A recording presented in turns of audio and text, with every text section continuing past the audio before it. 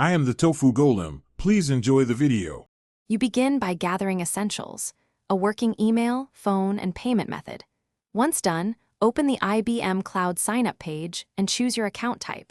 This matters because Lite gives limited free resources versus pay-as-you-go. Make sure your browser allows cookies and pop-ups so forms render properly. Enter name and contact info exactly as on your ID because IBM will use that for verification. Move forward now. Don't linger on options you can change later. Next, choose Lite or pay-as-you-go and carefully complete the profile fields: organization name, address, and any tax ID if this is a business account. Once you submit billing details, IBM may perform a small authorization that's normal and temporary. You'll then receive a verification email, open it, and follow the link promptly. After verifying, set up two-factor authentication to protect the account. This prevents unauthorized access and is required for many services.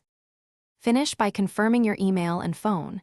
Record your IBMID and account ID somewhere safe.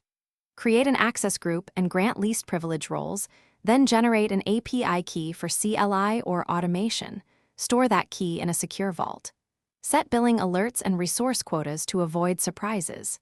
If you run into issues, first check spam, clear cookies, or try an incognito window.